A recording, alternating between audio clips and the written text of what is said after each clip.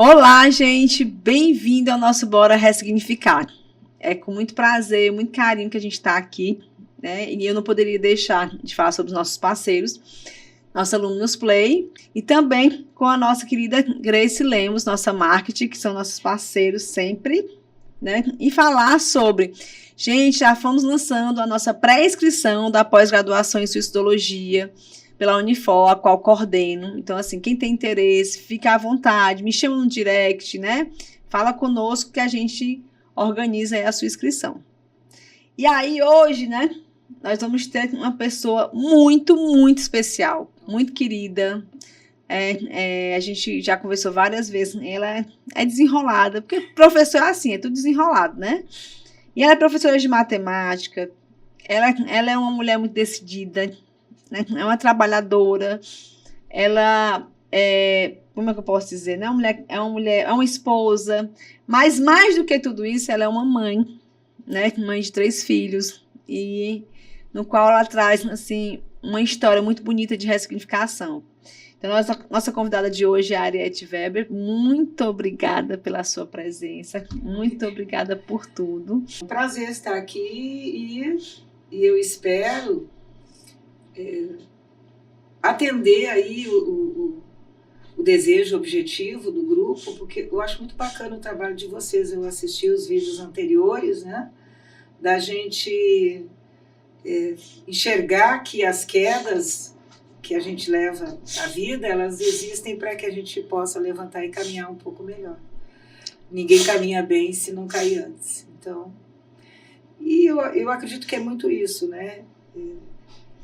Que nem a fênix sair das cinzas e voar, e não se atirar nas cinzas, porque você consegue, através daquilo que você passa, encontrar razões e motivos que você começa a entender por que tudo tinha que acontecer da maneira que aconteceu. Deus é sábio demais, é matemático demais, e a gente é que não enxerga o que ele manda de mensagem pra gente, né?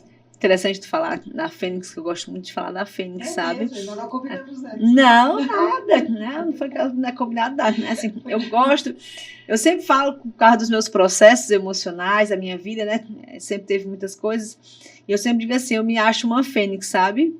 Essa Fênix que ela busca sempre trazer, assim, esse renascimento. Eu acho que todo ser humano, ele é essa fênix, né? Ele é essa fênix que renasce sempre, né? Podemos ir até as cinzas, mas não deixamos de renascer. E eu gosto muito disso, sabe? E eu mesmo falei assim, até falei pro meu esposo um dia desse, eu disse, olha, eu acho que eu vou tatuar uma fênix em mim, porque eu me acho muito isso, eu acho que todo ser humano é isso, é uma fênix. Eu acho muito bonito você ter falado isso. Uma das coisas que está ligada também à questão da Fênix, e está ligada a esse sentimento, que nós vamos falar aqui, né, de tudo. Eu sempre digo uma frase, e que eu usava muito na época que aconteceu tudo que nós vamos contar aqui, né? Uhum. Nada do que eu diga, faça ou pense vai mudar o que aconteceu. Eu não tenho como mudar o passado. Eu só posso caminhar para frente. Então, eu dizia muito isso para... Né? Não adianta eu pensar ou querer julgar. Não vai mudar o fato que aconteceu. E isso é importante, né? E está muito ligado a essa questão da Fênix. O que queimou, queimou. Você vai ter que ir dali para frente ressurgir dessas cinzas, ressurgir do pó. É verdade. Né? A Ariete já iniciando, como é que tudo isso aconteceu, né? Porque, assim, ela vai nos contar, né, as 3 adoções dos seus filhos, que são seus filhos, são meus filhos, né? São seus filhos e vieram pela via da adoção. E aí eu queria que você nos contasse, né, como é que aconteceu, quem foi o primeiro, o que aconteceu com esse primeiro. É uma história assim longa, linda e também de sofrimento, mas também de ressignificação muito bonita. Essa história, ela remonta antes até da chegada do Gabriel, do Ariel e do Anael, que são os 2 primeiros, né? O Ariel mais velho, Ariel, leão de Deus, é o anjo, né, que seria assim a direita de Deus, né?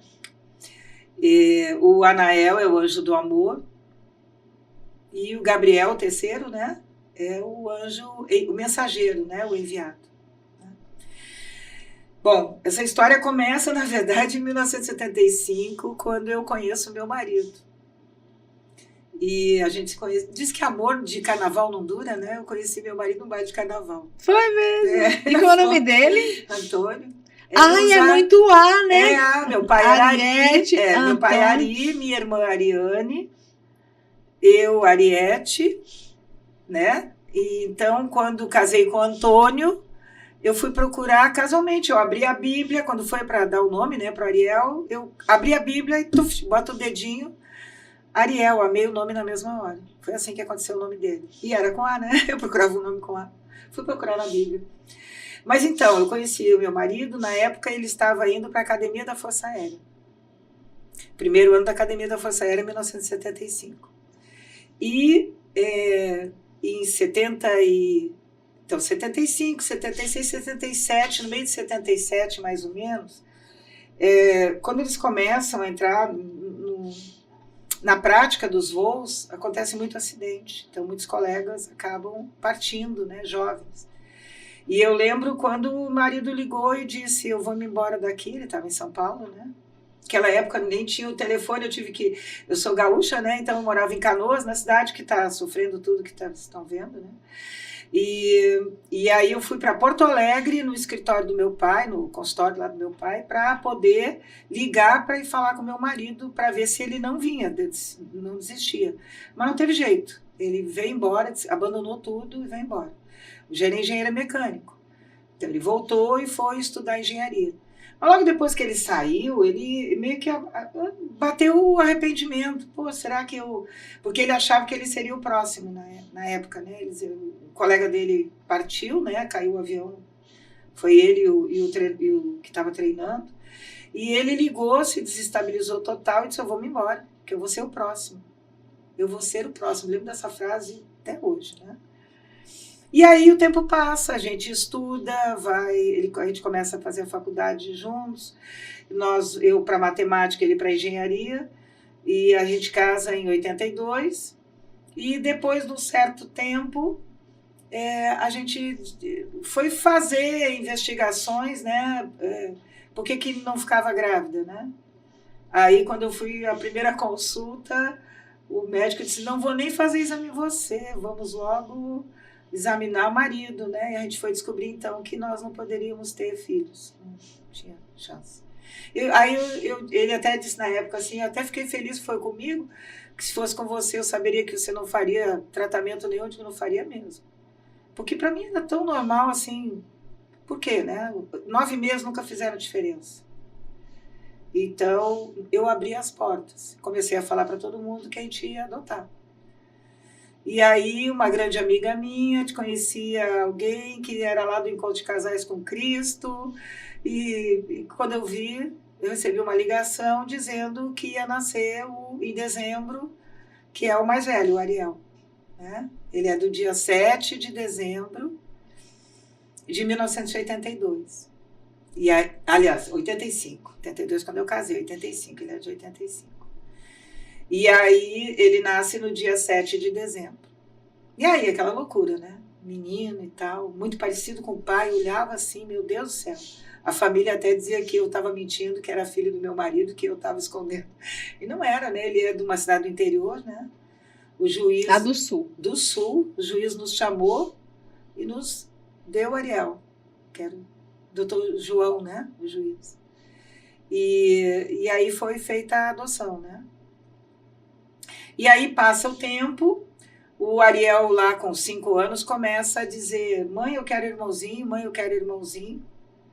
E aí eu disse, meu filho, você tem que ter uma conversa com Deus, porque você sabe que pai e mãe aqui não vai rolar uma barriga, então você tem que pedir, porque pra gente a adoção nunca foi segredo, eles sempre sabiam que eles tinham a mãe de barriga e a mãe do coração, e que ele era filho do coração. Isso é muito bom, inclusive para a constelação familiar. Né? Nunca foi escondido e era uma fala normal. Tanto que a minha irmã, e o bom na minha família é o seguinte, não sei se tu sabe dessa, a minha irmã tem 2 também do coração. Então, a minha mãe dizia, todos os netos eram filhos do coração. Ninguém era da barriga. Né? Interessante. Interessante, né? E aí, então, eu disse, meu filho, faça as suas orações e peça a Deus. Só pedindo a Deus, como a mãe quando foi para ter você, a mãe pediu a Deus, pediu para Jesus e ele me atendeu, mandou você. Então, peça. E aí, em 92, né? O Ariel já quase com 7 anos, né? Porque o alemão, o Anael, ele é do meio do ano, né? De junho. Aí nasce no dia 8/6 o Anael, né? Quando nasce, eu vou mostrar aqui, que eu até preparei, porque você é professora de matemática, então você matemática. vai ter que mostrar. Não posso fazer nada e Deus... Gente, é de você ficar impressionado com as ligações que ela e faz. Deus é matemático, né? É. Será que dá para ver direitinho aqui? Dá ó. sim, ó, aquela Tá ali, câmera. tá? Pessoal, o Ariel, 7/12. O Ariel, né? O mais velho. E o Anael, 8/6. 78, 126, na ordem dos números, das datas e dos meses, é o número da Academia da Força Aérea do meu marido.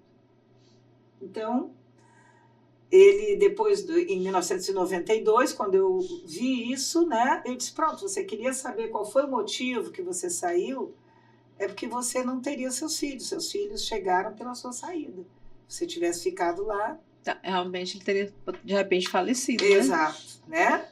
E o interessante, que quando veio o terceiro... É interessante que mostra, né? Assim, mostra Deus... Gente, eu sempre digo, Deus... Não tem a frase, Deus escreve certo por linhas tenta falar tortas? perto. Aqui. É, Deus escreve certo por linhas tortas? O problema não é a letra de Deus. O problema é a nossa visão de ver o que ele está dizendo. E a maior parte das pessoas não vem. Eu não tenho culpa que eu observo e eu vou... Observa mesmo. Né? Os mínimos detalhes. Mínimos detalhes. Aí o que acontece? Aí o terceiro, que é o Gabriel, que eu vou chegar lá depois, ele é do 12/4. 12/4. O número dele da escola, antes da academia... Do treinamento, seria? Não, a escola... Eles têm escola Antes de você ir para a academia, você tem em Minas Gerais a EPICAR, que também é da Força Aérea, que corresponderia aí o ensino médio, né? Entendi. O número dele era 72.124. E aí 12/4 é a data de nascimento do Gabriel. Veremos o que é o 72. Essa eu ainda não sei. O 7 e o 2 eu ainda não sei. Vamos descobrir. Mas em algum momento há de saber, né? Então, eles são os 3 que vieram. São filhos do coração, nunca foi segredo para ninguém dentro da família. E a gente na escola também, e isso preservou muito. O próprio Ariel um dia voltou para casa e disse, mãe, o meu coleguinha disse que eu não era teu filho. E eu disse para ele que eu era sim, só que eu era do coração, mas era filho. E ele então estava blindado para isso, né? Porque ele sabia responder. Né? Os pais, né, muitas vezes falam, né, não é filho dela, e ele respondeu na mesma hora, entendeu? Então não tinha esse problema de não aceitar, porque era normal ser filho do coração, tá? Perfeito, eu acho isso muito interessante. Isso serve para as mães, né, que têm receio de dizer para os seus filhos que ele é adotado, né, que há via de adoção. Que os filhos são seus, né, mas é só uma via de acesso a chegar aos seus filhos. Eu trabalhando em escola, isso ajudou também na escola, porque eu recebia mães, avós também, eu tenho um caso, lembro demais, que ela era a avó do menino. E ela sentou e disse assim, professora, a senhora sabe que ele não é meu filho, ele é meu neto. Aí eu olhei para ela e disse, ele é seu filho. Ele só nasceu em outra barriga. Mas a senhora pode dizer isso e começa a dizer que ele é seu filho. E aí comecei a conversar com ela, explicar tudo, né? E, gente, foi assim, quase uma varinha de condão, porque mudou a relação dos dois, porque ela sempre colocava isso como se ele não fosse o filho, e ele era. É como se ela colocasse uma barreira, né? Uma barreira. E quando ela derrubou essa barreira, todos os problemas que ela estava enfrentando com ele começaram a cair. Porque ele já reconhecia ela como mãe, né? Só que não se sentia aceito, porque ela criava a barreira dizendo que ela era avó. E quando a gente teve a oportunidade de conversar, como com várias, né? Porque em escola você tem muito isso. Os pais chegam e dizem, ele não é meu filho. Eu digo, não, vamos voltar isso aqui, vamos dizer, ele é seu filho. 9 meses não faz diferença. É interessante você falar isso, porque eu sou filha adotiva, né? Eu tenho dois eu podia dizer que é sobrinho, porque é filho das minhas irmãs, mas eu nem considero como irmãos. Porque nós crescemos juntos e minha mãe criou nós 3, né? Isso. Juntos, como irmãos. E aí tem um específico que chamava ela de vó, porque ele convivia também com a mãe. O outro não convivia com a mãe, e ele chamava de mãe igual a mim. E ela atendia, ela aceitava e tudo mais, né? Como irmão e tal, e o João Paulo. E é interessante isso, porque ele, assim, tem muito certo de que a minha mãe, a mãe dele, é a mesma mãe, né? Porque foi isso que fez com que a gente se colocasse, se estruturasse, sabe? Inclusive no desencarne dela. Porque para muitas famílias isso acaba virando um problema porque você vive uma relação de mentira. Conte a verdade. E todos eles... Inclusive o Gabriel menor, tudo que eu vou contar aqui para vocês hoje, eu contei no juizado quando fizemos o processo de adoção. Em 6 meses a gente ganhou a plena, né, a adoção plena, onde saiu o registro dele e tudo, do menor, né? Porque a gente sempre trabalhou com a verdade. E eu dizia lá dentro do juizado, vou contar para vocês como é que foi, assim, assado. Contava toda a verdade. Não pode ter mentira. Tudo bem que a mãe também ia comigo, né? A mãe de barriga do menor, eu conheço ela, eu fui com ela, tudo. Dos outros, não, veio direto do juizado e eu não tive contato, né? Apesar de que o Ariel, porque a gente é do Sul, né, gente? Quando a gente estava aqui, ele com 15 anos, ele quis, porque ele sabia que ele tinha irmãos. Aí eu disse, meu filho, a mãe paga a passagem, você volta. Arrumei todo o esquema, eu queria que ele voltasse sozinho, era o momento dele. Ele tentou encontrar a mãe de barriga, mas aí a cegonha, né, travou e disse que a mãe já havia partido, que não tinha como encontrar. Ele acreditou. Eu não. Eu achei que ela realmente não quis esse encontro. Para mim era normal. Assim como é normal, o meu menor, ele conhece a mãe de barriga. Não tem a relação afetiva, porque ela não convive, né? Mas sabe que tem. Foi a via, né? A via de acesso para ele chegar até você, né? Agradeço a todas. Se elas tivessem feito o aborto, eu não teria meus filhos. Então, por isso que eu me posiciono frontalmente contra o aborto. Então, dói. É legal, é bom que a mãe crie o filho. Claro, eu fui criada pela minha mãe de barriga. Mas se realmente você vê que não tem condições, ou seja qual for o motivo, e por amor você doa, o Ariel foi doado por amor. Né? O mais velho. Isso eu tenho certeza. Essa mãe amou esse filho demais e dizia, eu não quero que ele tenha a vida que os outros têm. Ele tinha 4 irmãos. E o único arrependimento que a gente tinha era não ter ido atrás na época dos irmãos, até porque eles não dão as informações, né? Que a gente teria aberto a casa para mais, né? Teria família maior, mas não aconteceu, né? É o que pôde acontecer naquele momento. E aí, né? Então, o Ariel e o Anael, que eram os 2 gaúchos, né? Eles davam significado para o meu marido também, né? Do porquê da continuidade, porquê dessa escolha profissional dele mudar, ele ressignificou a vida dele, né? Porque tinha um objetivo e acabou virando outro, né? E aí nós viemos, toda a família, em 2001 para o Ceará. Eu, o marido, os 2 filhos e minha mãe, que sempre me acompanhou. E aí... foi. 2021? Não, 2001. 2001. Eu falei 21? Foi. Não, errei, foi mal. 2001. Nós viemos para o Ceará, 2001. Aí, em 2006, a gente teve uma das primeiras partidas, que foi a do meu sogro, lá no Sul. Em 2007, a minha mãe partiu, aqui no Ceará. E em 2008, o Ariel, meu filho. Foram muitas... Foi uma sequência de pancada, que hoje, né? olhando, eu vejo que Deus também foi muito bom com a gente, porque eu sei que se minha mãe tivesse encarnada, ela era como mãe para o Ariel.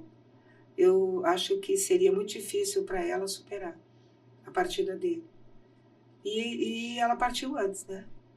E creio e tenho quase provas que o recebeu no plano espiritual. Ela já estava acompanhando ele. Eu vou mostrar isso para vocês depois, né? E, bom, Tu quer mostrar? Ai, vamos então mostrar. vamos contar, né? Como é que foi?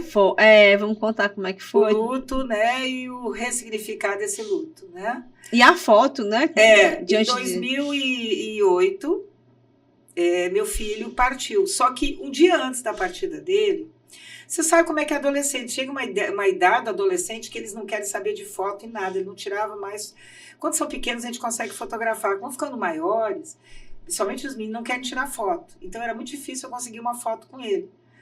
E só que um dia antes, ele partiu no domingo de manhã.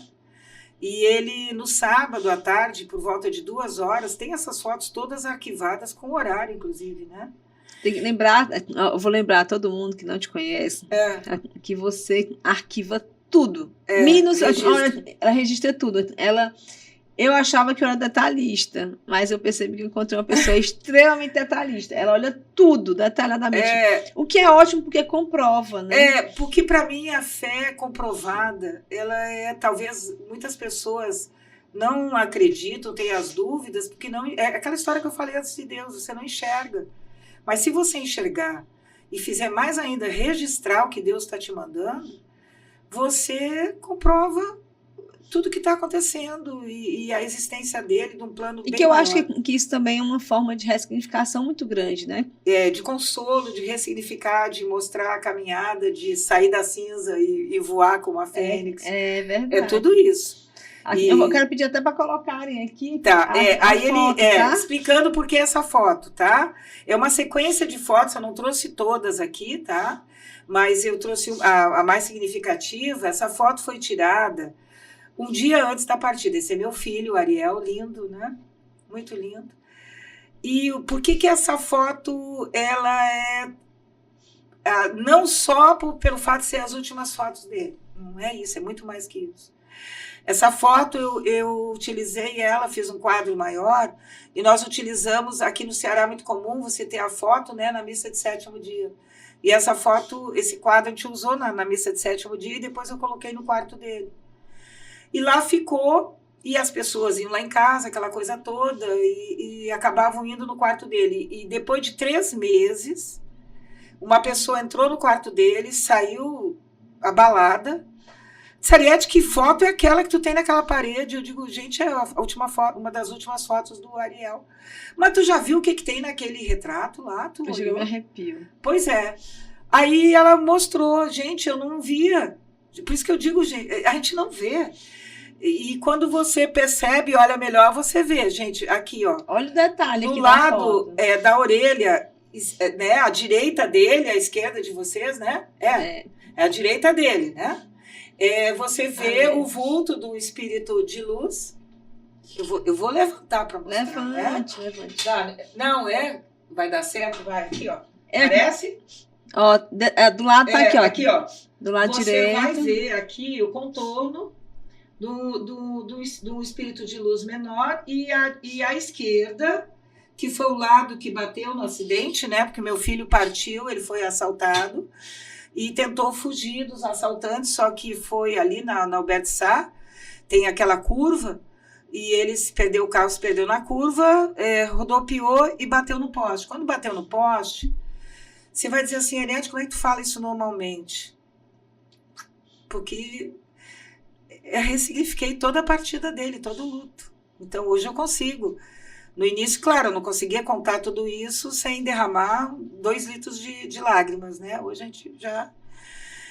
Então, aí no lado esquerdo, vocês veem 2 coisas. Além de ter esse espírito maior, né, em termos de altura, né? Bem maior. O mais baixo, eu acho muito a silhueta da minha mãe, que inclusive eu tenho as identidades, né? Que vocês vão ver a silhueta dela, é muito parecido ali com o que você vê. E na esquerda, É como se fosse alguém bem alto, como se estivesse usando um turbante. E aí eu sempre conto esse detalhe. Minha mãe era devota, sempre foi muito devota de Maria. E aí, lendo livros que eu comecei a ler desenfreadamente com a partida do meu filho, eu me enterrei nos livros. Para mim, aquele espírito é um espírito da Legião de Maria, que é composta por muitos indianos, então é como se ele usasse um turbante. E diz assim, Ariete, que viagem. Eu digo, mas tá aí, ó, é só ver. E na esquerda da orelha dele, vocês vão ver que está todo iluminado com uma luz violeta, que é a luz da espiritualidade. É interessante. É o lado que foi protegido. É interessante que você falando assim, as pessoas, assim que olham, né, você não percebe, mas quer dizer, não foi você que criou isso. Não, eu tirei, ele que tirou, inclusive foi ele que tirou. Não foi você que criou, tô falando assim, em termos de que foi uma amiga sua que foi lá e percebeu. E viu. E ficou extremamente emocionada. E é interessante que quando ela falava comigo, eu sentia a mesma coisa. Quando eu olhei para a foto, eu disse, gente, tá na cara, porque são as persianas da janela, não tem como você pegar e fazer um formato de uma pessoa ali, né? A não ser que esteja ali. Não, E é uma coincidência, que como eu não acredito em coincidência... Não, eu também não, acaso não... eu não acredito. E aí, nesse lado aqui, onde ele bate, né? É bem o lado. E é o local que ele bate no poste. É, né? O lado que ele bate. Porque nesse assalto, né, ele não fizeram nada com ele. Foi a batida que fez ele partir. Depois assaltaram, né? Aí é outra história que... Mas realmente ele não... Inclusive, uma coisa que eu não te contei, isso você não sabe, é que a gente acredita, a família, na cremação. Minha mãe foi cremada. Meu pai, na época, não foi cremado, porque no Sul não tinha naquela época. E quando meu filho partiu, nós pedimos a cremação do corpo. E a primeira juíza não deu... Eu vou contar isso, que vocês vão entender uma outra coisa que acontece com o Gabriel, tá? E a juíza não deu autorização para cremação. E aí nós fizemos a encomendação do corpo, Fizemos a encomendação, mas ele não foi enterrado, nós não quisemos. Deixamos ele no cemitério, existe um local, você não pode visitar. Eu disse, não tem problema não, porque a gente já sabia que era só o corpo, é só a veste. O meu filho não estaria mais ali, né? Mas tem um detalhe. E aí o corpo fica, e eu entro com um processo... de novo no fórum pedindo a cremação, porque a primeira juíza alegou que o corpo do meu filho era a prova do crime, porque ele tinha partido pelo assalto. Só que, coincidentemente, o laudo do ML, que dava como causa mortes a batida, não foi anexada no primeiro processo. Simplesmente não foi anexada. Como não? Não foi. Um erro? Aí que vem o detalhe. Então fica o corpo lá na missa de 7º dia, eu entro na missa, não esqueço disso, com o papel na mão do juiz que autorizou a cremação. Era como se fosse uma coisa de vitória, né? Consegui, vou cremar.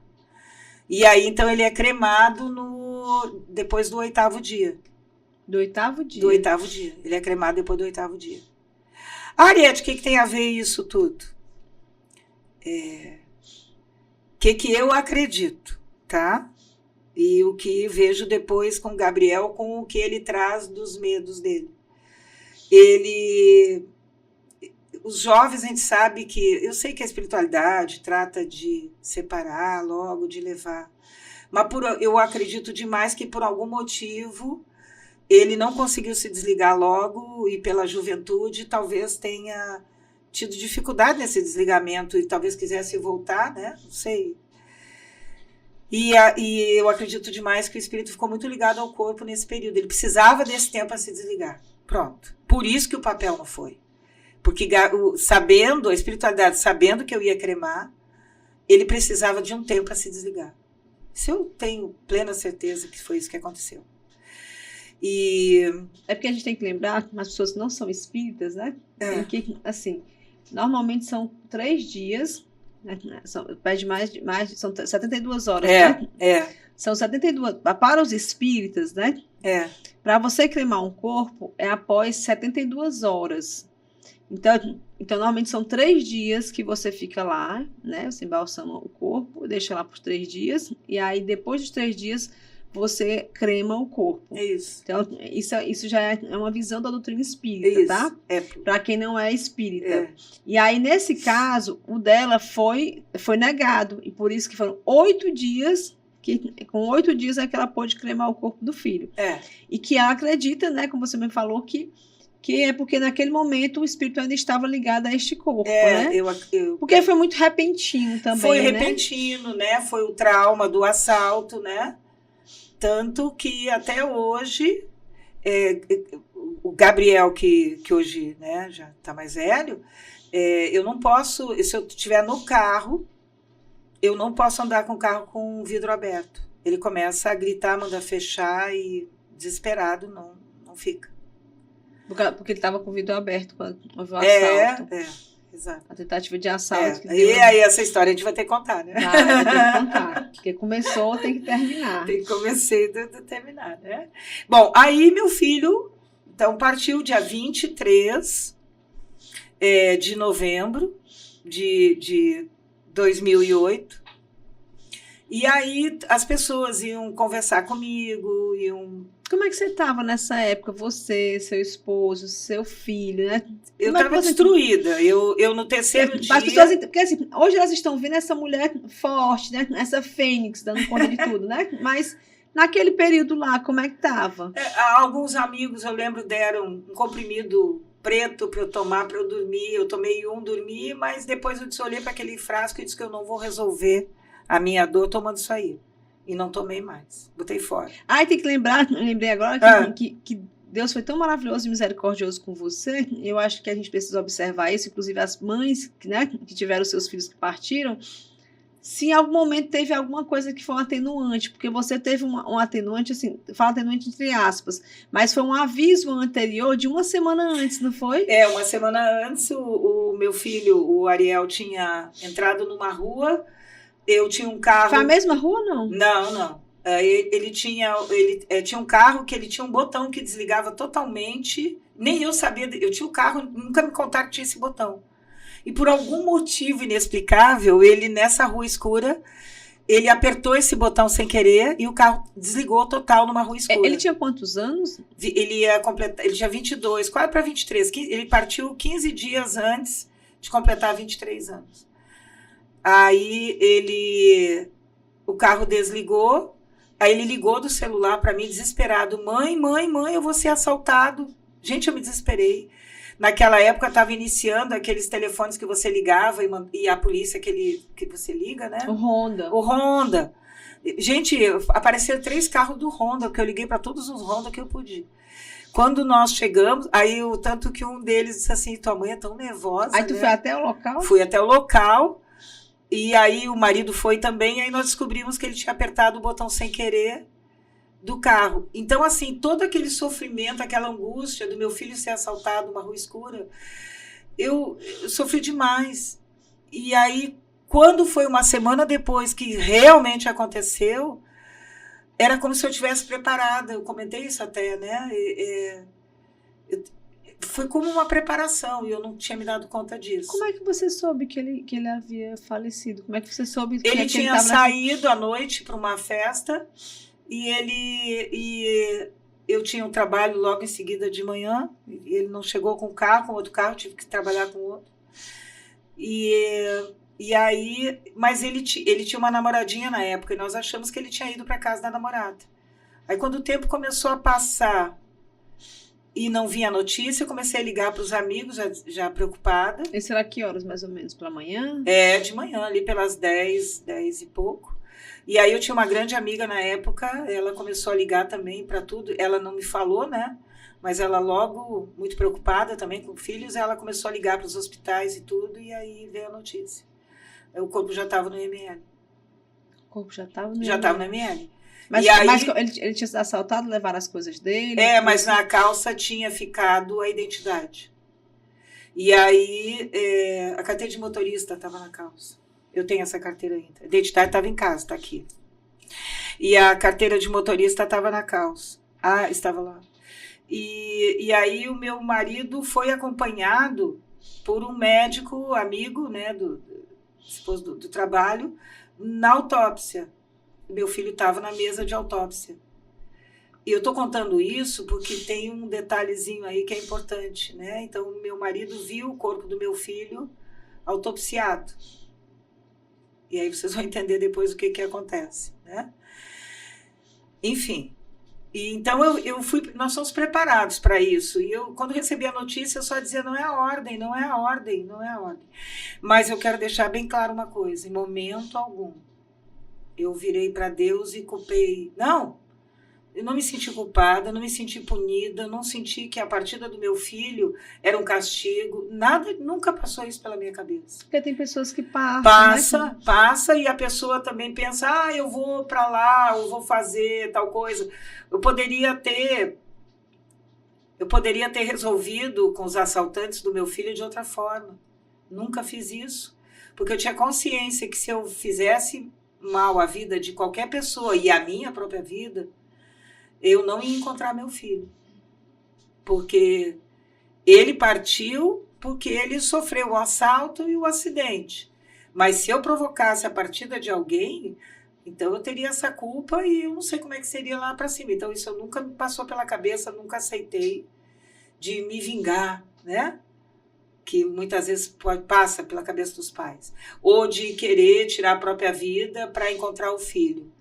Isso nunca. Porque eu sabia que isso não ia acontecer. Talvez e além disso, pelas leituras, né? Além das leituras, eu acho também aquela questão de que você tem o Anael, né? Tinha ali do lado, né? Mas, gente, quando parte um filho, às vezes cega, você não enxerga quase mais nada. Mas o que acontece? No terceiro dia, engraçado, né? Agora que eu me dei conta, no terceiro dia, eu disse, meu marido, eu preciso ler. Aí eu entrei tinha uma livraria. Terceiro dia. Terceiro dia, pois é. Terceiro dia, Deus fala um monte de coisa. Terceiro dia, Jesus ressuscita, né? Um monte de coisa acontece no terceiro dia. Mas no terceiro dia, eu disse, eu preciso ler. Eu preciso ler. Deu uma vontade de ler. Tu não era espírita, né? Quando a minha mãe partiu, eu já comecei a botar o pé. Mas quando meu filho partiu, a dor me arrastou. Aí não acredito. E aí eu fui numa livraria que tinha na Santos Dumont, ali perto do BNB Clube. Era no posto de gasolina. Gente, quando eu entrei na livraria, literalmente, fisicamente, um livro caiu nos meus pés. Eu bati numa pilha de livros que tinha na entrada da livraria e um livro caiu nos meus pés. Aí quando eu olhei o livro, o título, Morrer Não é o Fim, de Admir Serrano. Anotem aí, Morrer Não é o Fim, de Admir Serrano. É um psicólogo que mora nos Estados Unidos, tinha lançado esse livro. Gente, eu devorei esse livro em menos de 24 horas. E é muito interessante, porque ele fala da partida, ele fala das reencarnações, ele fala... eu não digo que ele seja... Não é um livro espírita, mas é um livro espiritualista. E ele mostra... Morrer não, é o psicólogo. E Morrer Não é o Fim. Gente, quem puder ter a oportunidade de ler esse livro é fantástico. Né? E começou a abrir os caminhos. Aí eu comecei a ler as obras. Eu não li os romances não, viu, gente? Eu lia as obras de Chico. Eu fui começar a ler as obras de... Quando você leu esse livro em menos de 24 horas, tu acha que ele te fez alguma coisa? Ele começou a abrir... Abriu uma chama dentro de ti? Abriu a chama que depois foi abrindo para a transcomunicação. Aí foi... ainda tem um detalhe, né? Ela é transcomunicadora, é assim que se fala? É transcomunicadora. E aí o que acontece? E o que é isso, né? Pois é, porque as pessoas quando partem, então as pessoas vão lá tentar te consolar, né? Que é a dor das dores, né? A partida de um filho é a dor que não tem nome, mas é a dor das dores. É por isso que aqui é a dor sem nome, né? Ela é chamada de dor sem nome. Dor sem nome. Porque quando você perde os seus pais... Tem até um livro, né? Eu nem sabia, tem. Tem. Quando você perde seus pais, você é órfão. Quando você perde seu marido ou sua esposa, você é viúva. Mas quando você perde seu filho, essa dor é tão grande que não tem nome. Não tem nome, não. E eu sempre, quando eu falo com as pessoas, eu digo, eu tenho 2 notícias para dar para vocês. Uma boa e uma ruim. Eu vou dar a ruim primeiro. é uma dor que não passa. Essa dor nunca vai passar. Porque ela vai vir quando tu escova o dente, quando tu toma café, quando tu toma água, quando tu passa por qualquer momento que tu lembra. É uma dor sem fim. Eu vou fazer agora 16 anos e ó, né? É a dor emocionada. Que vem. É a dor que vem. Mas tem a notícia boa. Você aprende a viver com essa dor. Você aprende a ressignificar essa dor. E aí a lágrima vem, mas a lágrima seca. E aí parte para outra, né? E foi o que aconteceu. As pessoas vinham tentar consolar. Nunca diga para uma mãe, eu entendo a sua dor. Se você não devolver um filho a Deus, nunca diga isso para uma mãe. Porque você pode receber a seguinte resposta: você não entende o que eu estou passando. Não tem nem como entender, né? Não. A gente só mas pode... a gente ouve, sabe? As pessoas vêm abraçar e dizem, eu entendo a sua dor. E aquilo vem assim, dá vontade de responder. Eu acredito. Né? Só que mas a pessoa está tão fragilizada, né, que nem responde, né? Mas na revolta alguém pode responder. Então, Núzia, diga que você está junto, que você vai dar que força. Você imagina, que né? Mas você está em oração, tem muito mais validade do que você dizer que entende, porque a gente sabe que você não entende a dor de quem perde. Entende, não. E aí, então, mas as pessoas vinham e me diziam, olha, seu filho, espíritas, né? O seu filho já acordou nos braços de uma senhora muito parecida com você. Aí, mas sabe, eu queria, eu não vejo, não ouço nada, então como é que eu vou comprovar essas coisas? Eu não vou entrar no detalhe, senão a gente vai passar aqui a noite toda falando. A gente teve eventos físicos que aconteceram dentro de casa, né? Foi. Interessante você falar isso, Arete, porque eu só vou pegar só esse adendozinho. Isso eu nunca te contei. Não... Quando minha mãe desencarnou, nós tivemos uma semana de efeitos físicos na minha casa, você acredita? E eu não era espírita, eu era extremamente católica, fervorosa, dentro de uma igreja católica, dentro do grupo de oração e tal, sabe? Jovens com Cristo e tal. E tinha efeitos imensos dentro de casa.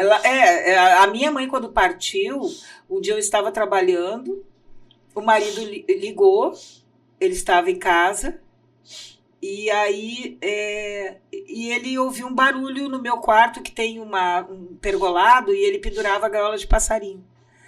E aí ele ouviu o barulho, a gaiola de passarinho caiu. Do nada. Aí ele foi lá juntar. Quando ele estava juntando a gaiola de passarinho, no quarto da minha mãe, fechado, sem ninguém dentro, a TV ligou sozinha. E o detalhe, aquela TV, ela tinha um problema que ela não ligava mais no controle, no controle remoto. Ela só ligava se tu apertasse um botão atrás dela. E a TV ligou, sozinha. Nessa época, meu marido estava com crise de labirintite. Ficava tonto, ninguém conseguia descobrir, fazia um monte de exame e não achava. Depois, agora chega, agora já sei. Aí levei ele na época lá no GEP, ele fez um atendimento lá com o pessoal de saúde, tipo um pronto-socorro, sei lá. Só sei que... É interessante você falar isso, eu vou revelar uma coisa que aconteceu, que eu nunca contei, né? Mas minha mãe... Assim que ela faleceu, ela tinha vários passarinhos. Ela nunca pôs os passarinhos. Aí os passarinhos começaram a abrir as gaiolas, tudinho, dos passarinhos para ir embora. Sozinha as gaiolas abriram, né? E além disso, tinha barulhos imensos na cozinha, que era justamente onde ela ficava. Fazendo a comida, né? Fazendo a comida. E era muito barulho. Muito. Até que passou uma semana e eu era a única que não escutava. Todo mundo escutava os barulhos, eu ia dormir. E aí era muita coisa acontecendo. Meu irmão ficava desesperado, porque ele ficava dormindo na sala, porque ele havia chegado de viagem, ele ficava na sala, que ele ficava de olho em mim e de olho nas coisas, né? A gente estava meio descompensado lá, né? Total. Aí ele ficava na sala e eu via muita coisa. Aí eu lembro que um dia eu peguei e rezei, e aí eu tive um sonho de uma pessoa me levando até uma sala branca. Uma sala toda em branco. E aí essa sala, eu dizia assim, eu não vou entrar aí porque eu vou morrer. Eu não posso morrer agora. Ele disse, não, você vai entrar aqui pra gente conversar. O que está acontecendo na sua casa? Eu disse, na minha casa está acontecendo um monte de barulho. Eu não escuto porque eu vou dormir cedo, porque eu não estou bem. E eu falando desse jeito, né? Eu vou dormir cedo porque eu não estou bem, mas a casa está tocando terror, né? Aí ele disse assim, a partir de hoje não vai acontecer mais nada. Desde aquela noite, nunca mais aconteceu um efeito físico. Ixi, Acontece muito. Pois é, eu levei realmente meu marido depois, do dia para a noite, curou a tal da labirintite, que não era labirintite, que nunca acharam que era labirintite, mas ele tinha os sintomas de labirintite. E depois que foi lá, não teve mais nada. Então a gente achou que não era só labirintite, né? Uhum. Mas vamos lá. Então, uma grande amiga minha chegou lá em casa e disse assim: Ariete, eu sei que você é pior que São Tomé. Então, eu tenho uma pessoa que faz uma pesquisa em São Paulo, o nome dela é Sônia Rinaldi. Eles fazem trabalho de gravação. E eu acho que tem tudo a ver com que você tem uma afinidade, sempre tive afinidade com meios eletrônicos, né, mundo digital. Apesar dos cabelos brancos, desde os anos 80, eu trabalho com programação, com tudo, tenho matemática computacional, tinha afinidade com o equipamento. E aí ela disse, tente, né? Na época era o Orkut, era o tempo do Orkut. Eu lembro que eu não mandei muitos detalhes, né, que eu sou desconfiada, eu só disse, meu filho partiu, dei o nome dele, a data de nascimento, o dia da partida dele, não disse mais nada. Não disse mais nada. E 15 de janeiro de 2009, ele partiu, 23 de novembro de 2008. Em 15 de janeiro de 2009, a Maria Inês entra em contato e diz, Ariete, abra seu e-mail, olha o que a gente gravou. Maria Inês é do grupo da Sônia Rinaldi, também uma mãe que teve um filho que partiu. Muitos transcomunicadores são pais, são mães, né? Muitas mães. A transcomunicação, para poder só dizer assim, o que é, né? É uma comunicação através de um rádio, né? Não, tem várias técnicas, né? Existe o que é a transcomunicação? São efeitos físicos, tá? E que, pela teoria dos transcomunicadores, não depende da gente ser médium. Porque o que é o médium? O médium é aquele que está mediando a comunicação. Uhum. Então, quando você tem uma carta, ou quando você tem uma de fala, ou qualquer outra coisa, o espírito se serve daquela pessoa para poder se comunicar. E nós usamos aparelhos, seja a TV, telefone, rádio, se usa o aparelho como intermediário dessa comunicação. O bom da transcomunicação é porque você está me contando que você ouviu barulhos lá na sua casa, mas você não gravou esses barulhos. Não. Então, alguém pode chegar e dizer para você, eu tenho que acreditar porque eu sei que a Ana Patrícia não mente e a Patrícia está me dizendo a verdade. Mas ela vai acreditar na fé. Uhum. Só que, no caso da transcomunicação, você vai acreditar pela fé comprovada. Porque você vai ouvir o que eu ouço. Ou você vai ouvir o que o transcomunicador ouve. Aí a tua conclusão é com você, né? Então, a transcomunicação, ela começou há muito tempo, em 1959, casualmente no ano que eu nasci. Casualmente, 7 dias antes de eu nascer. Tudo casualidade. No dia 12 de junho de 1959, um pesquisador, trabalhava até para o Vaticano, ele era um artista, ele foi gravar no meio da floresta som de pássaros. E quando ele foi ouvir aqueles gravadores de rolo de fita, né, veio comunicação de vozes. Era o pai dele. Aí, gente, começou um trabalho de transcomunicação. Eu brinco, porque eu vou nascer no dia 19 de junho de 1959, no mesmo ano, e aí eu brinco com o pessoal que eu devo ter dito assim, bom, gente, começou, agora eu vou. Porque foi assim, né? E então, esse trabalho inicia na Europa. Então, eles faziam comunicações com rádio, com todo o aparelho, começavam a estudar o rádio de ondas curtas. Eu tenho rádio de ondas curtas. Eu vou mostrar para vocês vão ouvir. Eu não disse que a fé é comprovada. Vocês vão ouvir uma gravação que eu fiz. Quer dizer, eu espero que ele possa passar. Vai passar. Dá vai passar, né? Vai dar para passar. É onde eu estou no Lade Clara, que fica em Calcaia, e junto com uma pessoa chamada Joyce, também uma mãe enlutada, a gente tentando contato para ter notícias do Igor, do filho dela, a gente grava no rádio valvulado dentro do Lade Clara. Só eu e ela, só eu e Joyce na sala.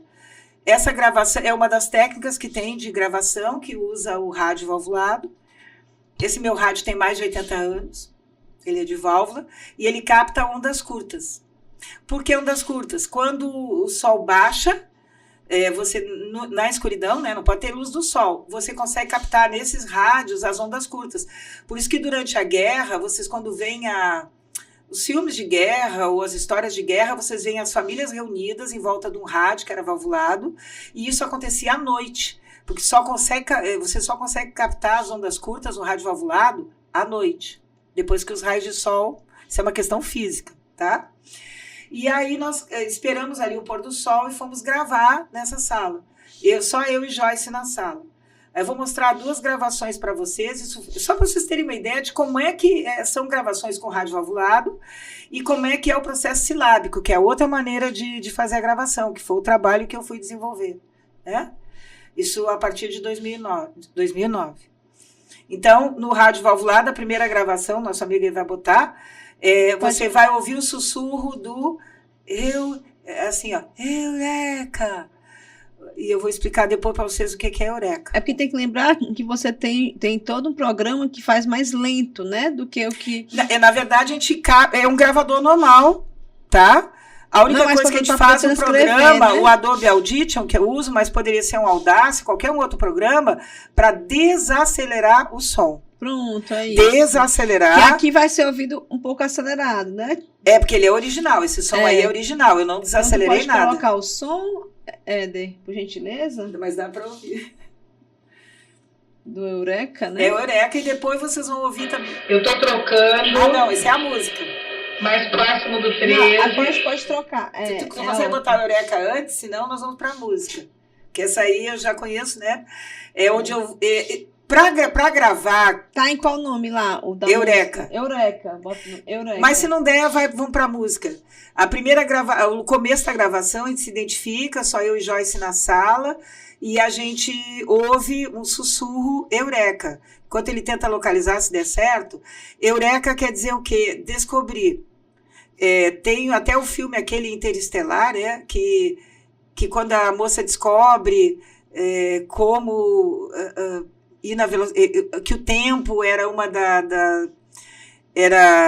das dimensões que para poder viajar com as naves e tal, ela grita dentro do laboratório Eureka, que vem de Arquimedes quando descobriu o peso do ouro na coroa do rei e ele estava tomando banho. Isso é da história, né? Então essa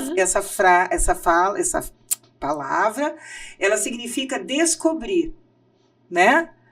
E aí depois mas a gente na hora que estava gravando não ouviu Eureka, a gente só foi ouvir depois quando foi ouvir todo o áudio. Agora o que vem a seguir, que é o que ele começou a colocar, a gente não estava ouvindo nada. Tu pode colocar esse da música mesmo, viu, Éder? Bota da música. Se não deu Eureka, bota o da música. Aí eu vou trocar para interestações. O que é interestações? Como o rádio pega Japão, pega França, tu tem que rodar o dial e botar de tal maneira que tu não consiga ouvir um outro país, porque senão você vai ter uma gravação falsa, né? E aí eu fui mudar o dial. Eu até no áudio diz, eu estou aproximando do 1300, e aí eu boto no interestação, aí de repente o som limpa e veio essa gravação que vocês vão ouvir, num rádio de 80 anos. Bote aí. E essa mesmo. Essa aí. Estamos usando o Adobe Audition aqui para gravar, somente eu e Joyce aqui na sala. Esse vai dar Eureka. Boa tarde, amigos. Tem alguém na estação que possa nos responder? Vai dar Eureka.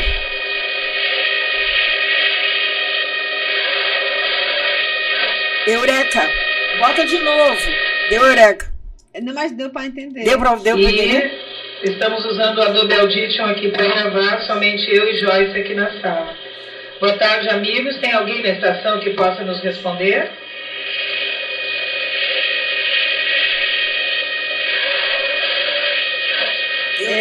Me arrepiei. Impressionante. Dá para ver, assim, se você é o método do rádio. Eu não uso muito esse método, porque você vê que ele é muito sussurrado, é difícil de ouvir. Só que eles, naquele dia, eram duas mães enlutadas, né? Mas em busca da esperança. Né?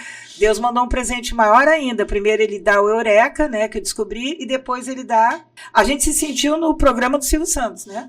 Qual é a música? Aí eu tava só usando um monte de lâmpada, viu? Tinha lâmpada fluorescente. Eu tava com lâmpadas... Que a gente usa lâmpadas que emitem ondas. Eu tô trocando. Pronto. Mais próximo do 13, ok?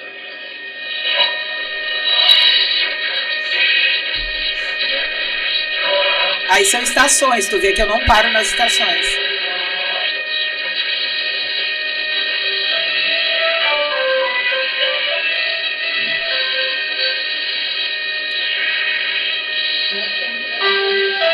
Duas. As mesmas notas musicais. Uma, 3. Aí... Isso é daqui ou é da estação Manuel de Moura? Nem nós acreditamos, né? 4.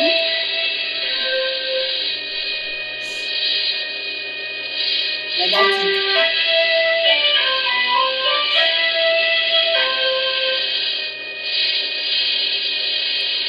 Vai faltar energia. Aí faltou energia. Um presente. Agora eu tenho toda a gravação original, viu? Isso aí eu fiz um recorte, mas eu tenho a gravação original para quem quiser ouvir, analisar, fazer o que quiser. Mas assim, né? Volta. Esse foi do rádio, tá? Só que esse rádio eu gravei foi depois, porque eu fiz o processo com a Sônia Rinaldi. E a Sônia Rinaldi mandou vários áudios, e num desses áudios eu reconheço a voz do meu filho. Essa gravação que vocês ouviram aí foi que eu já fiz lá em 2009. Essa, na verdade, foi em 2012. Já estava bem na frente. Estava na frente. A gente foi e vai voltar, né? Em 2009, quando a Marinês manda as primeiras gravações do Ariel, tem várias, mas vou só mostrar uma para vocês vão ouvir. A fé é comprovada. Aonde ela agradece, né? Aí vocês vão ouvir grave tudo, que já é da transcomunicação mesmo, silábico, só que nem elas perceberam que o Ariel, meu filho, fala no final e você ouve a voz dele. Ele fala até com a língua como se fosse presa, né? Eu que agradeço. E você ouve. E ele tinha falava meio enroladinho assim. Bote aí. Tu coloca aí, tu coloca aí, depois a gente lê. É o Grave Tudo, tá? O nome lá do áudio é Grave Tudo. Esse já é o método silábico da Sônia Rinaldi. Que é quando você já... isso aí foi ela que gravou. Essa foi o conjunto da primeira gravação que eu recebi. Aí veio uma mulher... Eu que agradeço. Bota de novo, é bem rapidinho. Eu que agradeço. Eu que agradeço. Uma voz diz... E a voz mesmo. É a voz dele. Gente. É a voz, não é nem o silábico. Ela gravou a voz dele. Impressionante. Né? Mas aí, agora... Aí, março de 2000... Não, eu só queria pensar, como é que foi pra ti, né? Porque, assim, isso é um consolo imenso, né? Não, é o que eu sempre disse assim, ó... Começou ali o passo do consolo, foi até rápido. Porque eu sempre digo assim, se teu filho, tem um filho, seu filho for morar na Alemanha, você não tem grana, não tem como ir lá pra Alemanha, o que você quer no mínimo dele? Notícias. Simples, notícias. Dizer que está bem, se comunicar. E a transcomunicação traz isso, traz o consolo. Traz o ressignificar a partida. E através da comunicação eu fui perguntando, né? Pedi e recebereis, pergunta, e eu vou te responder. E um detalhe aqui importante, gente, como é que é feita essa transcomunicação? Qual é a teoria, tá? A gente está aqui no chamada terceira dimensão, essa dimensão que a gente enxerga as coisas, enxerga a mesa, o tablet, o microfone, certo? Quando a gente parte em espírito, a gente normalmente não vai ficar aqui, né? Vai para uma outra dimensão, que é a chamada quinta dimensão. E lá nessa quinta dimensão, quem já assistiu os filmes aí, né, das obras de Chico e tudo, vai ver que lá é um mundo parecido com o da gente, onde tem também uma estação de rádio, que nem esse aqui, né? E pesquisadores participam de lá, tanto que a estação que falo com vocês, que fala comigo, é a estação Landel de Moura. Landel de Moura é o pai da comunicação no Brasil, é um padre gaúcho, né, lá da Igreja do Rosário, lá do Rio Grande do Sul, que ele disse que ele era um pesquisador já dessa parte, tanto que diz que na época, quando Marconi inventou o rádio, o padre Landel de Moura também inventou o rádio no Brasil, só que ele era padre brasileiro e pobre. Então quem ganhou a patente do rádio foi Marconi, italiano, né, com posses, não o padre. Só que ele desenvolveu o estudo, os padres católicos são físicos, matemáticos, estudam muito. E ele desenvolveu essa parte de radiocomunicação. Então, dizem por aí, né, que ele também já fazia, um dos primeiros transcomunicadores. Né? Ele disse que ele tinha um radinho de pilha, ele tinha um radinho embaixo do altar, que ele estava no meio da missa e a coisa lá começava a falar. O que ele falava, eu não sei, né? Mas é o que conta lá no Rio Grande do Sul. Enfim, então, no plano espiritual, nessa quinta dimensão, existem estações de comunicação. A que faz comunicação Portugal e Brasil é Landel de Moura. A Europa, Estados Unidos, é a chamada Rio do Tempo. Ariete, tu tirou isso da onde? Eu perguntei, eles disseram o nome. Na transcomunicação. Na transcomunicação eu perguntei, como é o nome da estação que eu falo com vocês? Aí eu ouço. Tem a gravação, Consegue Ouvir o Mundo, Landel de Moura. Deram o nome da estação. Aí eu fui pesquisar e fui descobrir que existia realmente. Hoje, conforme Sônia Rinaldi, as duas estações já se uniram, porque pesquisadores da transcomunicação, que já partiram, o próprio Frederic Jurgenson e o Raul Dive, são outros pesquisadores que já estão no plano espiritual, o Nicolas Tesla, físico, né, que desenvolveu o Wi-Fi e toda essa parte, que vai atrás da história do Nicolas Tesla. Nicolas Tesla hoje faz parte também da junção das estações. Então, de acordo com a Sônia Rinaldi, pela comunicação que ela tem, essas estações já se juntaram. Entendi. Então, todo mundo então, consegue fazer. Como é que eu fazia? Eu pegava as ondas, a técnica que ela ensinou, que são ruídos, eu botava para gravar, cada minuto que eu gravo, 2 horas de trabalho para ouvir. Porque eu tenho que desacelerar isso. A gente vai tentar agora encurtar. Encurtar aqui, que é muita coisa. É muita coisa. Mas, assim, então, isso foi o teu caminho para uma ressignificação, né? Para ressignificar a partida. E aí eu queria... Aí o Gabriel, né? Eu queria saber como é que o Gabriel... entra nessa história. A gente só vai... A gente falou sobre a transcomunicação para a gente poder entender como é que o terceiro filho chega. O terceiro filho chega porque na transcomunicação eu começo a receber áudios, e tem esses áudios, né? Vou voltar, ninguém me segura aqui. O negro você deve querer, o Ariel ensina. Isso são as frases que ela recebe na transcomunicação. E aí, então, eu já sabia que viria um bebê. Aí eu abri a porta. E quando assim, ninguém me segura aqui, era a voz do Ariel ou era a tua voz? Não. É o silábico, né? Eu até tenho por aí, mas tenho para mostrar. E aí já é o silábico, não quer dizer que seja aquela voz igualzinha do Ariel. Não. Porque qual é o princípio, né? O som é uma onda. Essas ondas, de alguma forma, elas atravessam aqui o nosso espaço, chegam até a quinta dimensão, através de uma coisa que se forma, que é o chamado buraco de minhoca, que é o que liga... Foi justamente o que foi até conhecido, né? Foi muito popular quando foi a descoberta do buraco de minhoca. O buraco de minhoca. E aí, esse buraco de minhoca, ele faz a comunicação por algum motivo. Eu acho que a dor abriu esse buraco para mim, né? Porque eu consegui o contato com a estação. E através desse contato começou a vir o consolo através do que era dito. Então ele dizia, já era uma coisa prevista. O Anael tá só, a mãe, o Anael, outro filho, né? O amor é filho dos Weber. Eu estou dizendo frases que eu tenho gravadas, né? Aí quando eu perguntei, meu filho vai voltar? Aí o da estação, que ele chama de seu alemão, disse assim, é necessário entender que esse meio não é mais apropriado para compreender o futuro. Ou seja, não adianta você ficar me perguntando que isso aqui não é cartomante, não vai dizer futuro, e eles não dizem, não. Eles podem até te preparar para alguma coisa, como me prepararam para a chegada do Gabriel. Eu fui fazer uma gravação para um amigo, e no meio da gravação veio, mãe, diga assim, o bebê você deve querer, Jesus dá, Jesus está aqui. Isso foi no dia 8 de abril. De que ano? De 2010, quando nasce o Gabriel. Eu tenho a gravação.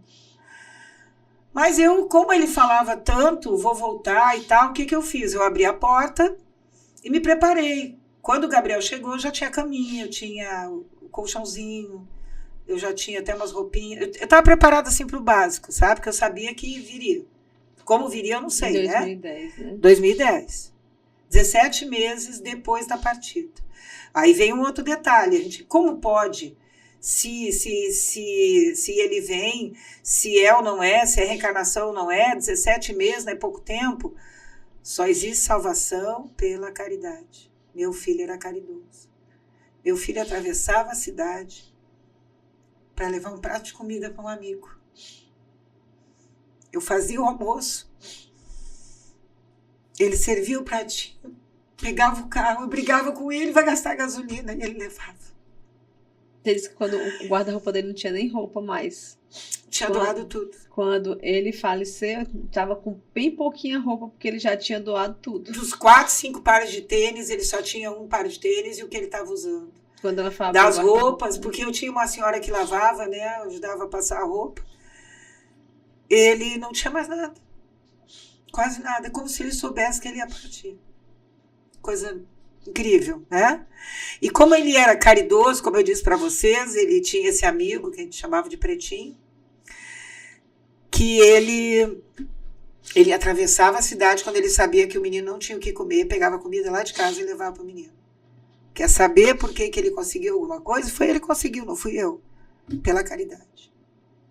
Então, e aí o que acontece? No dia 12, eu estou saindo para trabalhar, abro meu carro, eu acho que Deus deve ter cansado de mim, porque ele deve ter dito, eu falo tanto para essa mulher, ela não entende. Eu tive o que eu nunca tive isso na vida. Sabe que é uma sensação de alegria que não tem tamanho? Eu chamo de, eu inspirei o divino. Quase foi uma eu plenitude, respirei, né? É uma plenitude.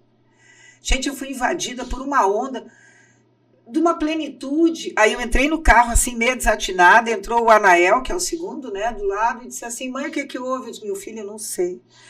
Mas deve ser alguma coisa muito boa para a escola, para acontecer alguma coisa, eu não sei. Não me toquei o que era. Cheguei no meu local de trabalho e disse para 2 colegas.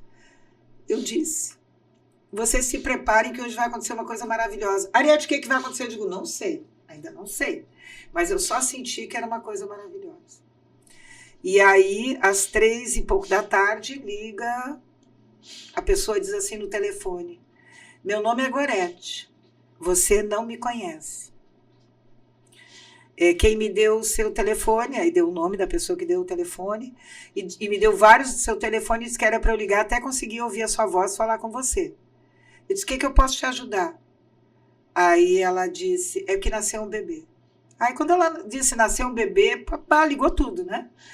E aí eu disse, pode parar, não diga mais nada, só diga 2 coisas. Aonde ele está, como é que eu faço para buscar? E aí liguei para o meu marido, disse, chegou, ele está aqui. E aí ele nasceu a 2 quadras onde eu estava trabalhando. Ele veio, aí eu vou contar a história do nome, tá? Ele veio através de um grupo evangélico. Eu, na época, né, meia católica morna, né, meio catolicismo e espiritismo, eu acho que eles são muito próximos, a diferença que tem é a questão da reencarnação.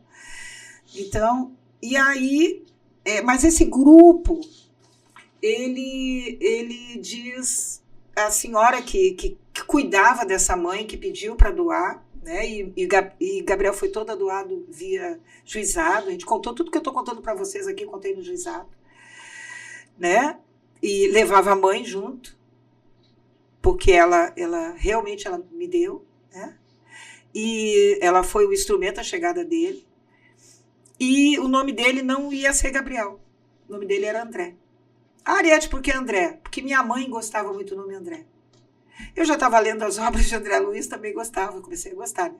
Apesar de achar que todo André é meio danado, né? Eu digo, não, mas tudo bem, vai ser André. E aí, a gente ia botar o nome André. Aí eu liguei pro meu marido e disse, o nome dele vai ser André, André Francisco, em homenagem ao irmão, que era Ariel Francisco, e então vai se chamar André. tá tudo certo. Aí, quando eu entro no carro, né, para buscar, tá a Dona Socorro, que é do grupo evangélico, que ia nos levar onde estava a mãe e a criança, né? E aí eu disse, ela quer dar, mas quer saber a pessoa que vai dar. Eu disse, não tem problema não tem nada para esconder, depois a gente vai lá no juizado e pronto, vai fazer isso tudo certinho. E aí, quando ela entra no carro, a Dona Socorro, ela disse assim, o grupo evangélico só faz, estava em oração, e lá naquele momento eles receberam, não sei como é que chamam lá, não entendo isso não, que o bebê deveria ter o nome Gabriel. Aí quando ela disse isso, eu disse, não tem problema não, vai ser André, Gabriel, Francisco, né? Com o resto do nome todo. E aí chega Gabriel, ele veio, ela não tem leite, ele é o 7º filho dela, ela não tinha leite para amamentar, ela até tentou dentro do carro dar, e morrendo de fome, não tinha leite, foi o único filho que ela não teve leite para amamentar, ela mesma conta isso, que eu converso com ela, né? E o nome dela é Eliette, eu sou Ariete. Olha. Né? E detalhe, gente, ele nasceu aqui no centro de Fortaleza, eu moro na Sapiranga. Gente, ela mora a 2 quadras da minha casa na Sapiranga. Ele nasceu na comunidade que termina na minha rua. Minha nossa. E que todo dia de manhã, quando eu saía, eu olhava para lá, eu olhava para aquela comunidade, que coisa, né, o instinto da gente. E eu dizia, meu filho, um dia você veio e eu te achei no mundo. Onde você nasceu, eu te acho. Aí ele me achou, né? Não fui eu que achei ele, foi ele que me achou. E aí, então, chegou Gabriel. Só que Gabriel não era Gabriel ainda, né? Quer dizer, era André Gabriel, era o segundo nome. Isso, André Gabriel. Porque Francisco, meu marido não abriu mão, tinha que ser Francisco. Tá, tudo bem. Aí era 1h30 da manhã da chegada dele. Eu tenho uma irmã no sul, a Ariane. Ela liga a 1h30 da manhã e diz, Ariete, tu já registrou essa criança? Eu digo, não, Ariete, o fórum está fechado, o juizado está fechado, não tem. Como é que eu vou registrar essa criança? Não. Então, não bote o nome André. Ele não quer, ela usou a seguinte frase, ele não quer se chamar André. Eu digo, 1h30 da manhã, eu cansado, por tanta emoção, como assim? Ele não quer se chamar André. Eu digo, tá, tudo bem, Ariane, então ele vai ser Gabriel Francisco, pronto. E então, por isso ele não é André.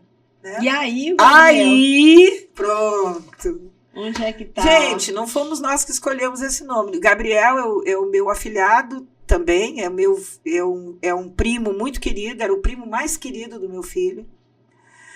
E aqui vocês olhem, né? No rosinha, o que é que tá escrito? Ariel, né? Tá escrito Ariel no rosa. Eu não sei se dá para ver, aqui, dá para ver? Essa aqui.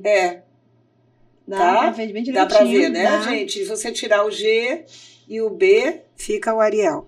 Bom, tá aí outra mensagem de Deus que veio aí pelo grupo evangélico, eu sou muito agradecida a Videira, que fez toda a assistência da mãe, encaminhou, né? E então foi isso. E aí eu já estava no processo, né, de estudar as obras espíritas, o Evangelho, o Livro dos Espíritos, tudo isso. E aí eu também ia muito no Lar de Clara e recebia as cartas. E aí veio uma das cartas, está aqui, no dia 28/2/2012, teria que aproximar, né, para vocês verem, está aqui a carta. Mas a gente pode até depois botar as imagens, botar um PDF. Pode ser. Quem quiser ver. Mas é que comprova, né? Comprova. Ou vai lá no meu e-mail, mostra lá. Mostra no meu e-mail. Não tem problema não, mostro, não tem nada para esconder. E nessa carta, eu não vou ler toda ela aqui, porque não vai dar tempo, né? Muita coisa. Não, fala na Lander de Moura. Bem longo.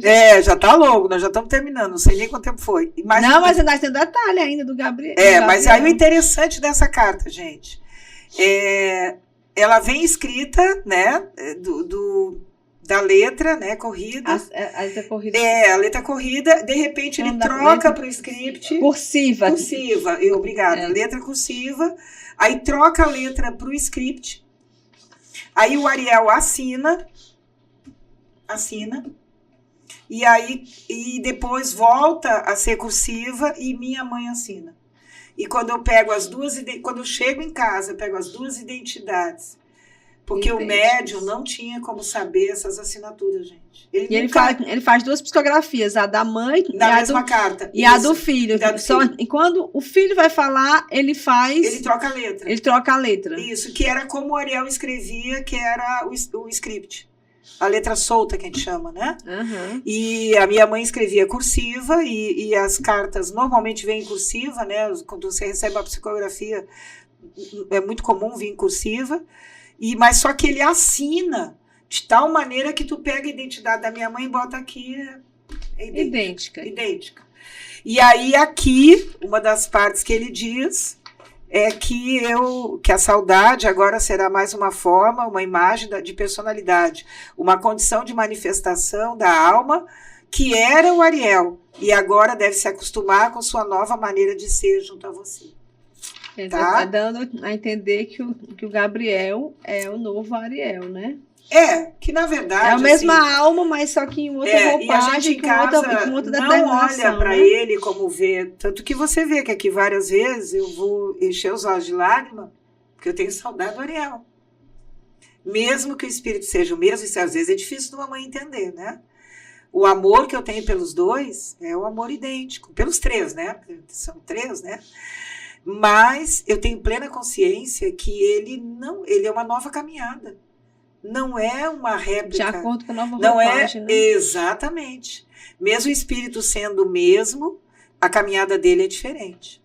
E aí me fala das pessoas sobre aquele detalhe da fala dele aos 3 anos, que aquilo ali foi extremamente importante. Gente, é importantíssimo. Eu fiquei assim, impressionada. Que, inclusive, eu até já falei para algumas mães que se você quer saber de algumas coisas dos filhos, puxa em conversa, porque eles vão falando aos 3 anos. Ele, na verdade, ele começa com manifestações bem antes. Ah, é? Bem antes. Lembra que eu contei para você a história que ele só foi cremado no 8º dia? Foi. Pronto. Gabriel chega em casa e começa um tempo sofrido pra gente. À noite, madrugada, o bebê acordava gritando. A gente botava ele no quarto sozinho, quarto escuro, né? Assim, mesmo que tu liga uma luzinha, né? Ele não ficava sozinho de jeito nenhum. Gritava desesperadamente. Então nós levamos ele pra nossa cama. E aí ele dormia no meio de nós. E aí começava a gritar, desesperado de madrugada. Eu só pegava na mãozinha dele e dizia, filho, você tá em casa. Só dizia isso. E ele dormia de novo. Isso durou um bom tempo, mas a gente não conseguia dormir direito, ele acordava. Teve uma das vezes que ele acordou e saiu correndo dentro de casa, já com 1 ano e 3 meses, e gritava, socorro, socorro, socorro, tô sendo assaltado. Estão levando meu carro. E aí eu vou com meu marido na frente da casa e diz, mas o carro tá aqui. Você tá em casa. E aí ele cai dormindo no colo do meu marido, né?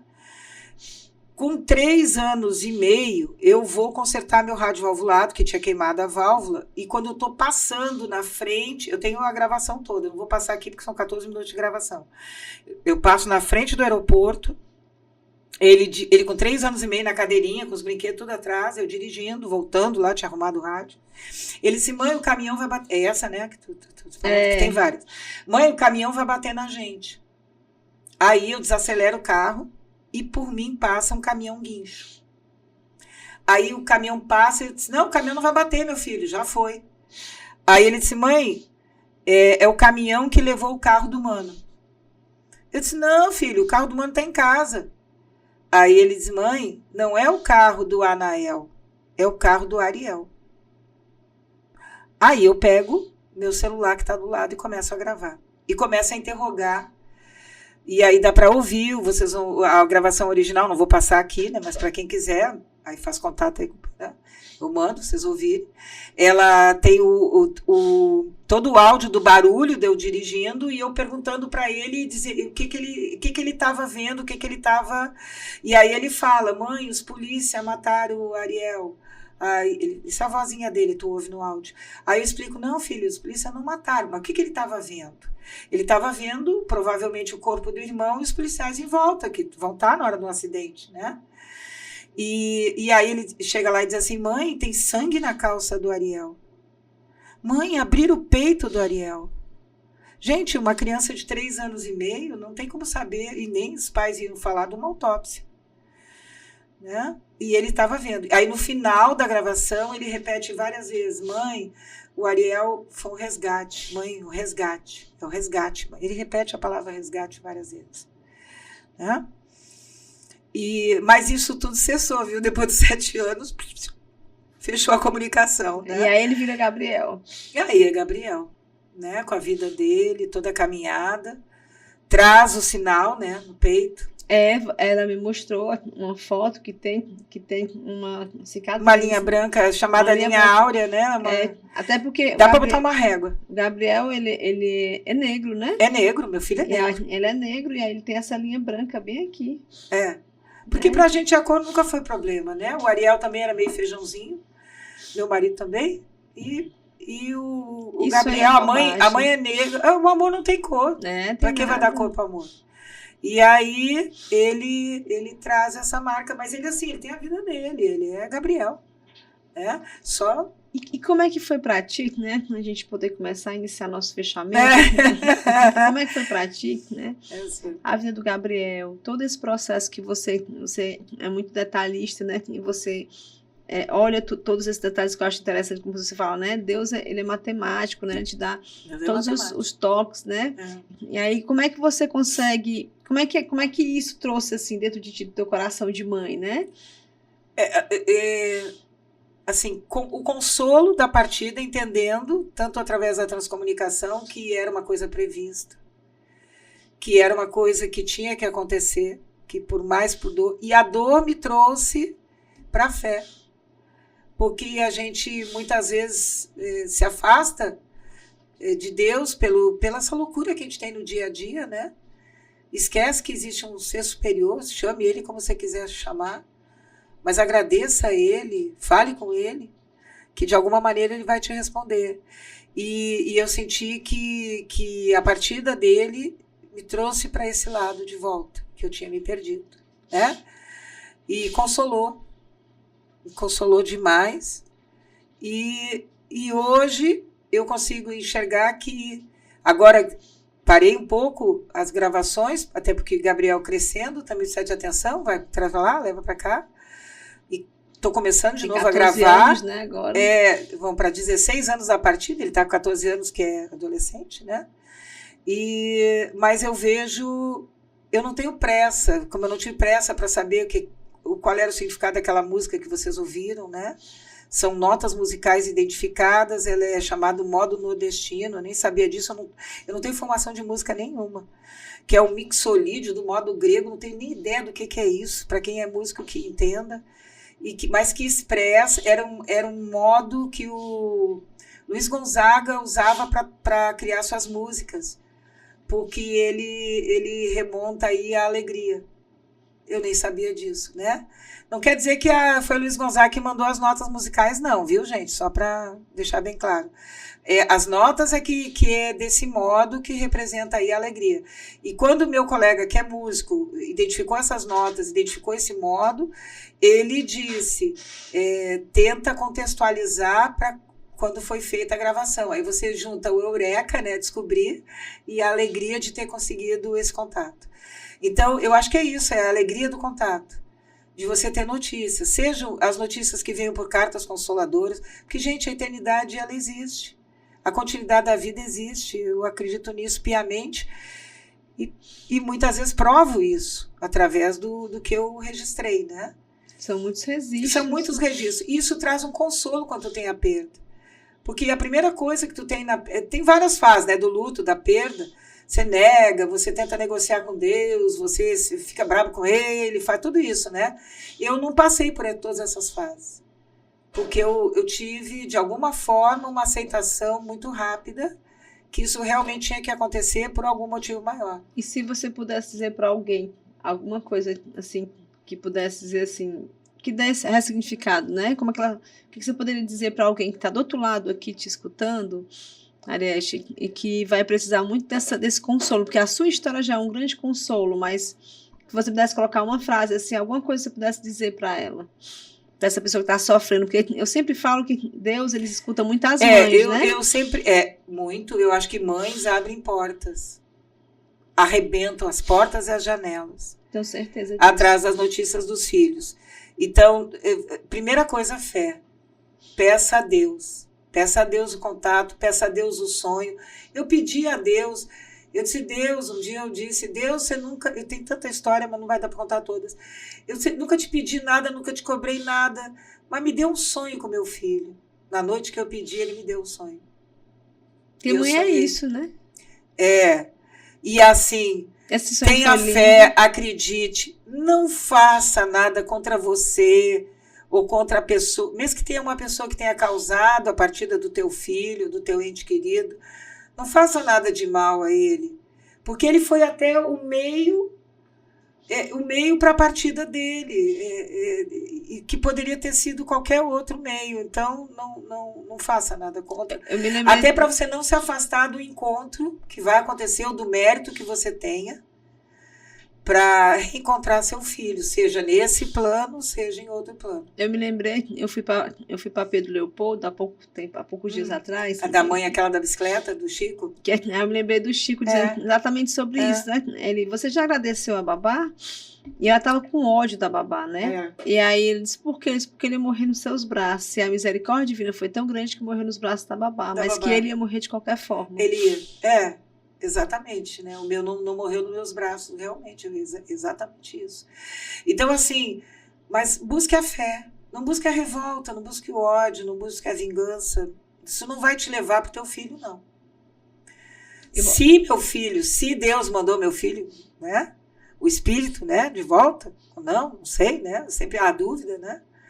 Mas com certeza foi pela caridade dele e pela minha fé, e a humildade de reconhecer que Deus sabe mais do que a gente. Então, eu não posso mudar aquela frase que eu sempre digo, mas né? Eu já ia falar até a frase. Não, mas tem a minha, tem a frase do Chico. Tá. A minha é assim, nada do que eu pense, faça, né? Nada do que eu pense, faça ou diga vai mudar o que aconteceu. Nada. É verdade. Então, não vai mudar. Mas tem a frase do Chico, que nós vamos encerrar, né? A gente sempre termina com uma frase, e eu acho que tem tudo a ver. A gente pediu, inclusive, para a Ariete para poder ela dizer qual a frase que ela achava interessante. Ela disse assim, e aí ela disse, fala aquela frase do Chico, né?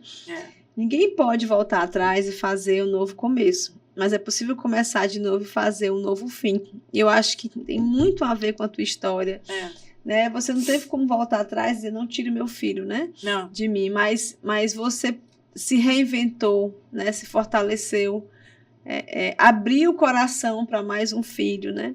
E mais do que isso, né? Através do estudo da transcomunicação, tentar o consolo, que a gente nunca pode garantir a comunicação, né? Chico já dizia que o telefone toca de lá para cá, né? Uhum. Então, a gente tentar conseguir. Muitas pessoas pedem, mas cobram da gente a comunicação, mas a gente não pode garantir. Só para encerrar, eu vou só indicar para vocês, quem conseguir no sebo, um livro de um padre francês. Padre, viu, gente? Muito bom o livro, tá? Padre francês, é o padre François Brunet, tá? Eu acho que tá só aproximando, né? Dá para ver aqui? Não, acho que não. Mas eu digo, nessa câmera aqui, ó. Nessa aqui, eu não sei, tem que aproximar ali, Padre François Brunet. O nome do livro é Os Mortos Nos Falam. Sem querer, de volta. Peraí, aqui. Os Mortos Nos Falam, tá? Acho que ó. Dela. Tá, aí. Os Mortos Nos Falam. Esse é um padre francês, ele trabalha para uma ordem que trabalha diretamente com o Vaticano. Vocês, talvez, quem assiste o History Channel já pode ter visto o padre, porque toda vez que o assunto é Vaticano, aparece um padre bem simpático, gordinho assim. Aí você vai lá olhar o nome dele, é Padre François Brunet. Pois esse padre escreveu 2 livros que foram traduzidos para o Brasil. Um deles é Os Mortos Nos Falam. Gente, esse livro, ele abriu as correntes que eu tinha para poder entender esse relacionamento da Igreja Católica e com o estudo, a doutrina espírita. E eu digo que esse livro me libertou, tá? E escrito por um padre, ele fala dos efeitos físicos observados dentro da igreja, tá? Muito interessante o livro. Muito interessante. Vale a pena ler. Infelizmente, nós vamos ter que acabar o nosso programa. Aí eu vou fazer igual o povo. Eu tenho certeza que todo mundo tá dizendo assim, mas é mesmo. Vai te dar palestras também. Ela tem história demais, Não gente. contei nem a metade. Eu tenho certeza, foi só 5%. Mas, assim, Ariete Weber, muito, mas muito obrigada mesmo. Eu amei te conhecer e amo te conhecer. Muito obrigada. Eu falei pra ela que ela tem os olhos da minha mãe. Quando ela chora, ela fica com os olhos azuis. Quando ela tá concentrada, ela fica com os olhos verdes. E minha mãe era exatamente isso. Mudava as cores igual um gatinho siamês. Aí, e assim, é um prazer imenso te conhecer, né? Assim, eu puxei ela pro meu e-mail. Eu puxei lá pro meu e-mail. Vamos lá pro e-mail. E me senti muito acolhida. Eu quero te agradecer. E já te falei isso mais de uma vez. Porque vocês têm um trabalho maravilhoso lá de trabalhar com o luto. E às vezes a gente... E eu dou um conselho aqui para quem está passando essa questão do luto. Busque o consolo. Você é católico, na igreja católica. Vá na sua igreja, busque o consolo lá que você vai encontrar.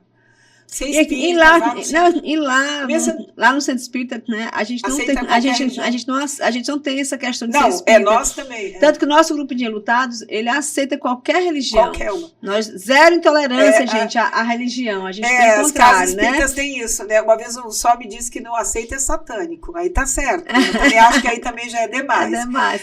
Mas se ele quiser prontificar-se com Jesus, a gente está aceitando. A Casa da Caridade, uma vez disse, não aceita até o ateu, não tem problema não. Pode ir, o budista, não tem problema não. Todos nós somos filhos de Deus. Busque aquele local onde você se sente bem, né?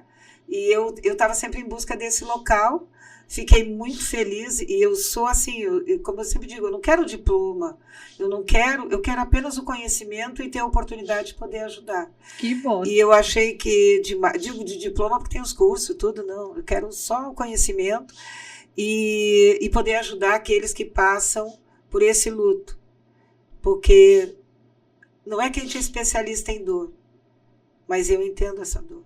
Eu posso dizer que entendo. Pode, sim. Eu posso dizer que eu entendo essa dor. Pois e a gente quer ajudar, tá? Então, quem quiser ser ajudado, busque ajuda. Vá na igreja, vá num centro espírita, vá numa comunidade evangélica, onde você se sentir acolhido. E vá no MEI, que lá tem um grupo que trabalha com essa questão do luto. Exatamente, e se Deus quiser, a gente também vai trabalhar com transcomunicação. Quem sabe, né? Quem sabe. Gente, né? Mas, gente, não, muito obrigada. Obrigada mesmo, gratidão no meu coração. Né? Essa mulher maravilhosa. Eu acho que todo mundo aqui se emocionou. Ela se emocionou bastante falando desse filho lindo, né? Abençoado. Todos eles são lindos. Eu acredito. Mas é porque eles vêm de uma mãe muito linda, né? De um casamento muito lindo, de uma relação muito que ainda dura, né? Parceira, né? Gente, muito obrigada por tudo, né? E assim, falando aqui, pra gente poder terminar. Então, assim, a gente tá aqui buscando parceiros aqui no Bora Ressignificar, né? Para poder, se você quiser falar aqui, né? Colocar a sua marca aqui conosco, nos ajudar a fortalecer mais ainda o Bora Ressignificar. Nós estamos abertos a isso. Você pode nos procurar na página do Instagram, tanto na Ana Patrícia de Aragão, quanto também no Bora Ressignificar. Ligar para esse número aqui, 8860-2816, caso queira fazer, né, patrocinar o nosso Bora Ressignificar. E fechando assim, gente, muito obrigada. Só tenho gratidão. E digo a cada um de vocês, olha, vale sim, e vamos sim, e bora ressignificar, que vale muito a pena. Muito obrigada. Não tenha dúvida disso.